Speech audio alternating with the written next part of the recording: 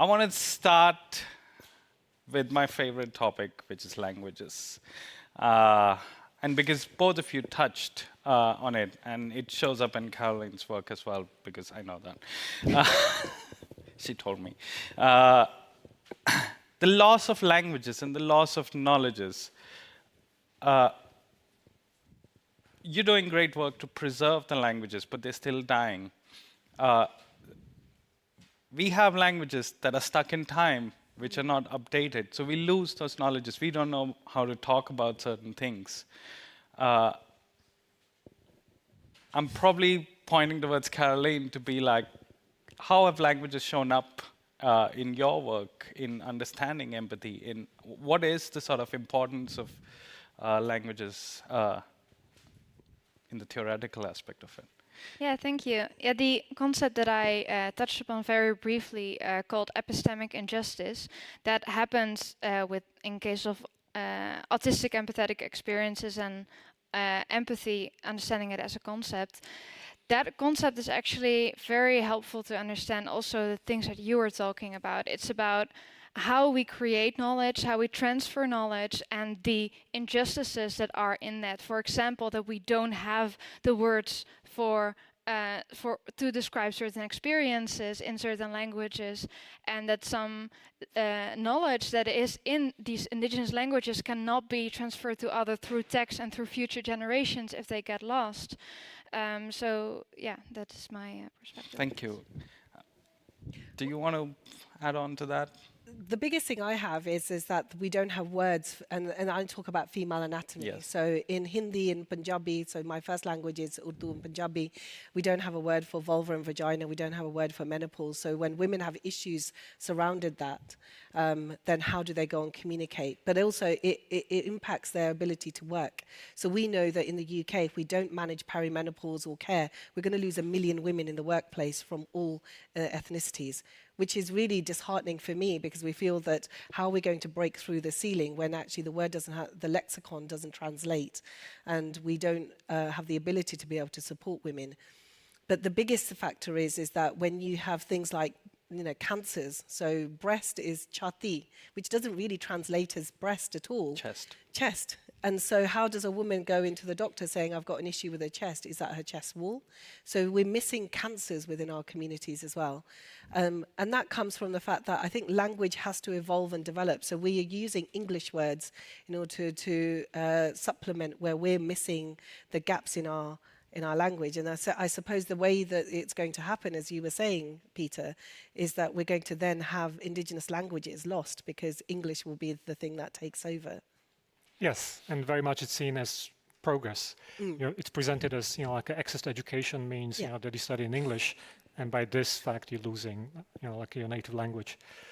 I have to say that I'm astonished. Like usually my work is very nerdy, very small, presented to small audiences, to see how it resonates with all of you, and the use of language, how it's manifested, in every sense. So I completely, I'm so lucky to be on stage with you. Isn't he the most humble man? But I think with the language issue is that sometimes I feel I don't need to use language, because there are things like Giphy, or there are GIFs or memes which actually cut through, because they're so rich in information that as a doctor I can communicate within seconds with a patient or a user, because that will just go, that's the knowledge is passed very, very quickly within households. And moving images is something that we definitely need more representation, because when I type in hijab doctor, somebody like me doesn't come up, or even a black doctor, and so that doesn't even come up.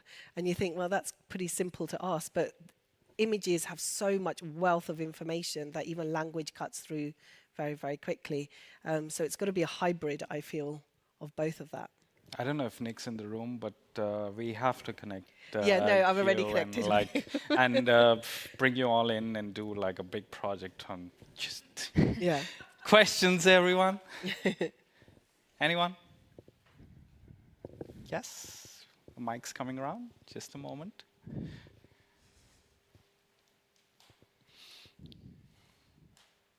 Thank you. So I am Canadian, and I studied a lot with Indigenous communities back in Montreal, where I'm from.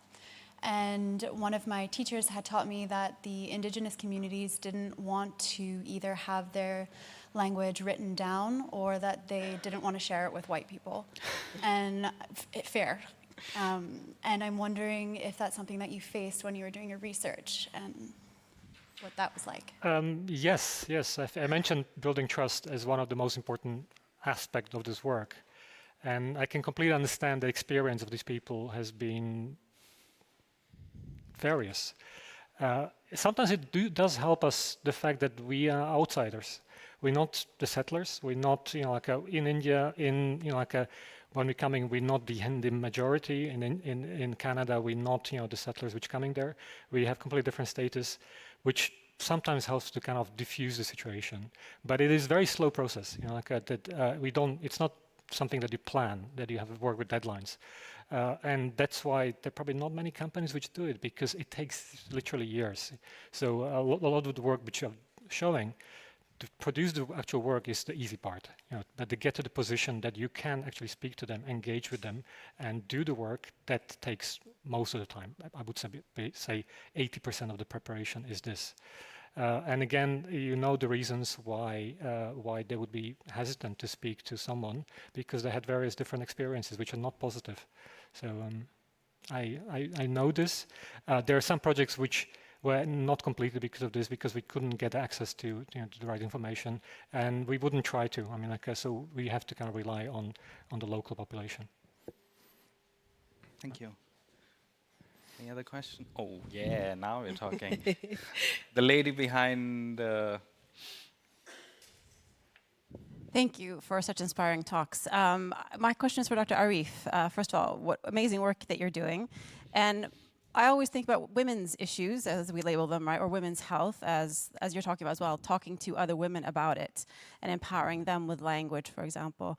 But also as a mother of a son, I think a lot about those conversations that we have with boys and men around the same issues, and I would love to hear your thoughts about that. So that's been a huge part of my work, because obviously as a mother of 3 boys, how do I empower them as part of my work? In fact, my 12-year-old edits some of my videos because he's able to get all the trending sounds, but it's starting those conversations early and making sure that you talk about periods, or you talk about menstruation or period products as if you talk about the weather. There is no shame attached to it, regardless of your culture and creed. I think as women, if we don't internalize that and say, oh, it's nothing, it's mummy's stuff, then that means that they're cut off from that conversation straight away. And then as they grow older, you as a household develop your conversation. So it starts with the woman in the household, empowering the men, and then knowing what women's boundaries are. So I fundamentally believe things like consent, having boundaries, having respect for women starts within the household, and that then accentuates further and further. The other thing I find with women's health is from ethnic minority communities is that we always feel that other people will do the education for you, again, because of the lexicon issue that we have. And that is within our own communities. We need to be able to stop the patriarchy. We need to stop the taboos and make sure that there is no shame, because there is unfortunately still so much shame attached. And then lastly, the issue that we have is that there is a lot of mistrust of healthcare services. So women will suffer with their own pain and symptoms, and that comes from lived-in experiences. So I, as a doctor of 15 years, will never understand a black woman's experience of, say, fibroids, because her lived-in experiences is that when she goes to A&E, and we've seen this through multiple data, is that her pain is ignored, or it's deemed that black women can suffer pain and are complaining too much, if that makes sense, because they're able to tolerate pain better, which is ludicrous. And unfortunately, that's come in medicine as well. So we've got to spin those narratives around and say, no, pain is pain, regardless of whether you're brown, black, or white. And we need to be able to make our pathways much better. So opening up conversations, recognizing lived-in experiences, and then stopping taboo and stigma. That's the only way. Thank you.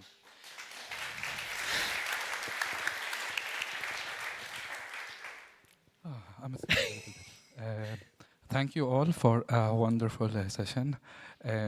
My name is Kotada, and I run a media platform called Actor. And Actor is a Swedish news in Arabic, basically. And Arabic is the second biggest, most used language in Sweden, if you don't know, since 2015. And Finnish used to be the biggest for 200 years. Hail, hail. Yay!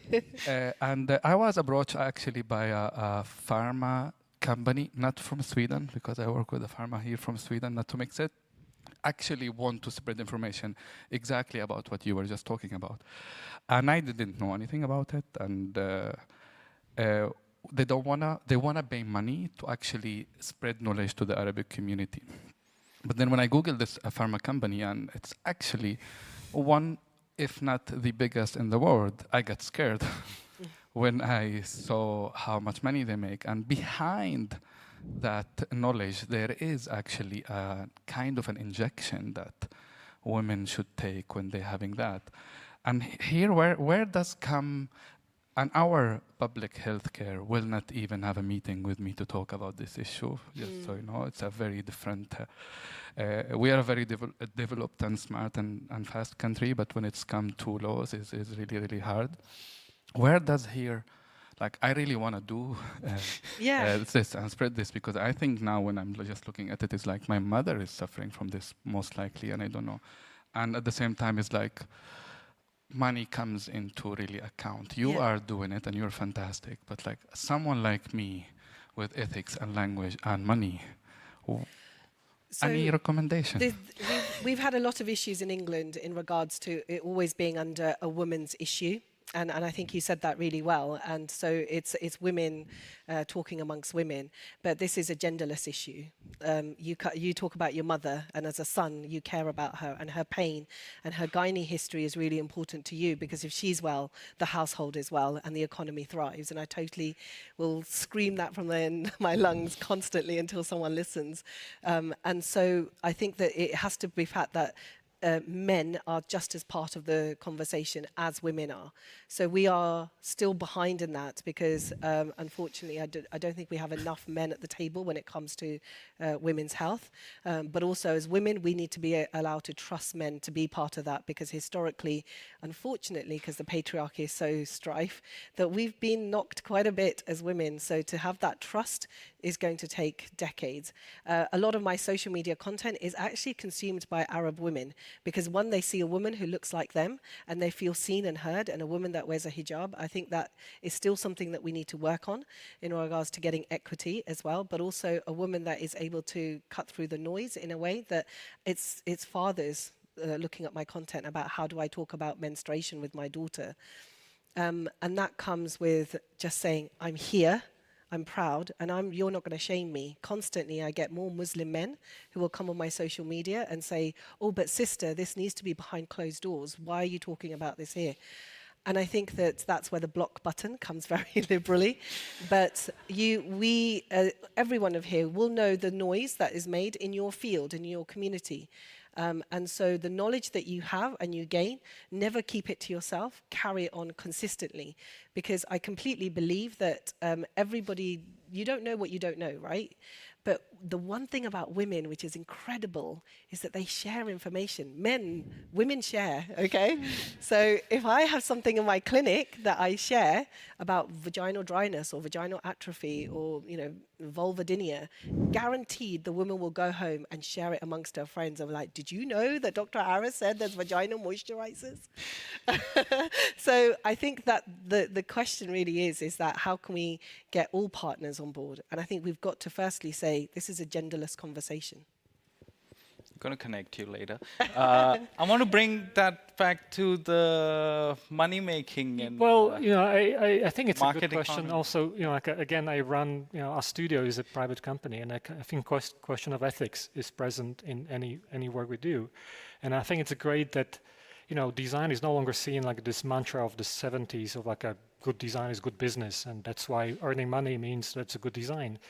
I do think it's reasonable to ask who does it benefit from this, and if every involved parties, have their share in the process. So we consider this, and I suppose everyone has to kind of do their own accounting to see what is reasonable and what is ethically acceptable. I don't have an answer for this, but I think it's a question too. But thank you for bringing that up. Last couple of questions, maybe. Scanning the room. No questions? Oh, There's a question there. Oh. It's coming around. Sorry. Sorry, I couldn't see you. Yeah, I'm here. Thank you. Thank you so much. I feel honored to listen to. Yeah, never mind. Thank you so much. Thank you. I just have a silly question, and it's for Peter. I'm wondering, how can you go from a designer to a really geeky person who things? Yeah, do what you do. Why? Well, Why, Peter? I think it's the same answer for everyone who gets the design. Why do you design? Because you want to bring some positive change to the world, I suppose. I think people get to, and I quickly noticed that when I'm being asked for commercial projects, it's usually coming from the same answer: bigger corporation working on the identity, branding, producing another font for Latin, and there are thousands of fonts already available. So I ask them, why do you need a new one? And then you get these languages which don't have zero choices. So, if a designer want to make a positive change society, I find a lot more room in that area than reinventing multiple wheels at the same time. So it's simple. I think it's the same motivation that everyone's doing. You just realize I can make a lot more impact with the work outside of the mainstream design work. Yeah, thank you. I meant it not in a negative way, I assume. I actually want to extend that question to Caroline. Why empathy as a subject of your research? How did you get to researching empathy? Well, I've seen in my environment, unfortunately, how much autistic people are affected by the stigma around that they cannot be empathetic. While they experience empathy in daily life, they feel it, but somehow their experience of empathy is not seen. Yeah. Because I've seen your papers as well, and they're super technical and geeky, and oh, she's talking about this empathy, and then I'm also a nerd. I love it. I love it. Last question, and then we're gonna let you off for a short coffee break. Yes. Yeah. Yeah. Absolutely, you can do two. Question is actually for Caroline.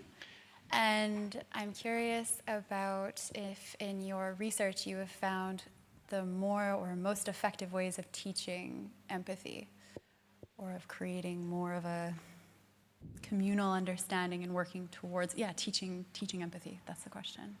Thanks. Well, I want to start with saying I've not done a lot of research on that, but I'm starting to get into that. So give you a few teasers to think home, maybe yourself, or discuss later.